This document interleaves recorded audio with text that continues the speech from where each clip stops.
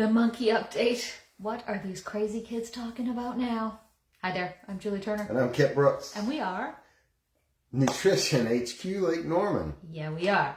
So, we're doing this on my personal page accidentally, actually. We do have a few lives about monkeys, well, gorillas really, and sleep, because it is sleep week. You would think that I'm either not sleeping or I'm sleeping all too well. I tend to be a little bit hyper on live. It's sleep week, but it's not a snooze fest. Yeah, ooh, very nice, very nice. Anyway, so gorillas. Why are we talking about monkeys? We're not. We're talking about gorillas. See? Ooh, scary gorilla.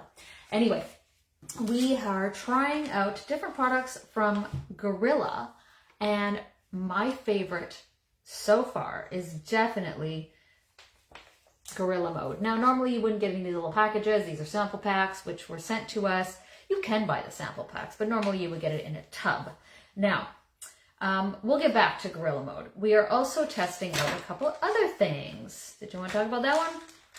Gorilla Smooth, a couple of nootropic situations here. Gorilla Smooth, which is a daytime formula, cognitive health support. And Gorilla Dream, which is their sleep and recovery formula. Now, did you say something about vivid dreaming? What is it? Does it say something on here on that? Yes, I believe it says. Makes a lot of sense. Let me tell you, the dreams I've been having lately, very interesting. I actually think, and this is totally offside, but I actually think I had a memory instead of a dream, and it was about my mom and my sister, and I reached out to my mom this morning, and I described the situation. She's like, yeah, it sounds like your aunt and uncle's wedding when you were a kid. So we're waiting. I want to see a picture of my mom at that wedding to see. Anyways. Pretty interesting product if it's going to help you like have memory dreams instead of just dreams. Anyway, how do we feel about Gorilla in general? How do we feel about the product line? Love them. And not just because the kids say I look like a gorilla. They do though. They do. So far, every product we've tried is definitely top rank, top shelf, high quality. I have experienced dreams every night we've taken this. I've noticed I've slept well. I slept like I was dead the first 2 nights, like sincerely, and it doesn't get much deeper than yeah. Kip can attest to the fact that I was like not even through saying the word goodnight and I fell asleep. Now that's not completely abnormal for me. Kip has a few sleep stories of my sleep stories. He's not sleeping. But the difference was here was usually if you fall asleep mid-sentence or mid-word, within 20 to 30 minutes you wake back up and complete said sentence or said word, and this time that did not happen. I was gone for the rest of the night. So there is something there. And you know, I laugh at my sister. I have a funny story about my sister telling a story, and mid-story she fell asleep and snored, like asleep, started snoring, woke back up minutes later, and her son can attest to that. He was sitting right there, and then she continued the story, and we just burst out laughing. She's like, "What?" We're like, "You were asleep." She's like, "I was not." Wow, I wish I had videotaped that. Apparently, I shouldn't be laughing at stuff like that. It's a family tradition. Apparently, it's a family thing. At least amongst the siblings. Yes. So, we love Gorilla Mode. It is a pre-workout. It is a very in-depth pre-workout with clinical dosages. You do not have to take the maximum dosage. We have not been. But what's interesting about that, and we alluded to it in another video, is we've been taking half, and then we kind of upped it a little bit, like, oh, let's see what it does when we do more than half, and I didn't notice a difference. So it is a really good product. It's not like you take more and you're running harder. It's these components, ingredients is a much better word. That's what I was looking for. They just work, and they work together really well with my body, and they seem to work with Kip as well. You have to understand, that's what biohacking is about, is you know how you are normally. Then you take an item and see how you are on that item. You don't take 15 items and say, I wonder what worked, but I feel amazing, or I feel like crap. So that's kind of what biohacking is you take one thing and you go, oh, that was amazing. And then if you need to layer or want to layer more things, you can, and you know what's working and what isn't. Anyway, that was kind of an aside. We're going to talk about biohacking a lot over time. Very happy with this product line. We do have a new product line to start trying next week. So we wanted to come on and tell you guys about that. We have also been doing Sleep Week. So as we kind of talked about, Dream. This is one of the products that we will be carrying that will help you with sleep. It helps you, some of the, like L-theanine in here helps you actually relax enough to fall asleep. And there's a lot of other products in here that help you relax. Then some of them help you stay asleep. There's, you know, the combination works really well together, apparently, because I'm sleeping through the night. I'm not even waking up to talk. Who knew? Madness. Next week, we're pretty sure that we're going to talk about basic nutrition, right? Like we're pretty sure. I had to rack my brain for a minute. It's like, I don't recognize that supplement company, but yes, basic nutrition. But some then pointers. we're also going to be, I've got like this funky thing. It's lately I've had a hair thing going on, so I'm just kind of petting myself at the same time. It's odd, but it's true. We have a wheel. That was a really, there we go. That's a wheel spin. So from now on, we're going to have little things written on this wheel, and they're going to be what we talk about. We're going to just like off the cuff, spin the wheel. Kip's got fear in his eyes because he doesn't know what I'm putting on the wheel. And then we're going to talk about that item. So look forward to that one. I have one more thing that I want to talk about. Should we jump into companionship? Totally. All right. So Kip actually sent me a short this morning that we found interesting. Did you want to tell them about the short? It was the one where like the Oh yeah. Yes. The gist of it was, it's a very well-known men's coach who I have quite a bit of respect for, and he was speaking to a dating coach, I believe, like one of the leading dating marital relationship coaches. Anyway, they were talking about men are actually considered more attractive or more pursued by women when they are out of shape and have the so-called dad bod. Belly fat specifically. Yeah, if you want to go there. But it's not it's not at the genetic level, it's not at the unconscious level. It was around they know that's a safer option because he has this. We don't know that it's not unconscious. They didn't specify, and I bet you there are some women that it is completely unconscious. Yeah, definitely. Because it's all about insecurities.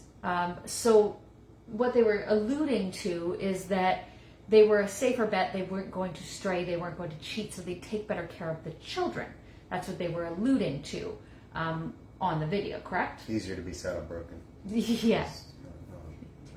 Kip does not have belly fat, so we're all in trouble. So my interpretation immediately as I'm listening to that is like, wow, does that ever speak volumes about our society that we have to, there has to be some kind of caveat to us staying in a relationship. If you actually can find a new mate, you will. And I don't believe that. And I'm not saying that men don't stray, but let me tell you, women do just as much. So it's the individual. It's not necessarily a biological thing. It is a, for some people it's an ethical thing, some people it's a religious thing, whatever does that for you. But what I thought about was what's important is that we have compatibility, not that somebody is less attractive than us, because it's well known that women date down in attractive but up in finance, and men go the opposite way. They'll date up in attractive and down in finance. So that's actually well known and well documented that women will do that. Erase all of that crap from your minds and find somebody that you're compatible with. Thoughts? I can go on. Yeah. The term they've given it is hypergamy, or if you've learned it by reading it, it's hypergamy. I've heard it both ways by high level. People always jump to it, but it's hypergamy.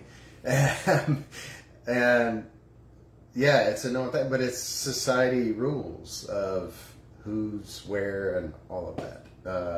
But yeah, at the end of the day, I've seen and coached people in all mixes of all relationships, and it does come down to compatibility. Everybody's like, oh, you've got to have these hobbies just for you, and they do their hobbies, and then you come together at night and then just go to sleep. And it's like, and those people don't know each other. It's okay to have stuff in common with your partner and It's- enjoy each other. Right. That's like really cool.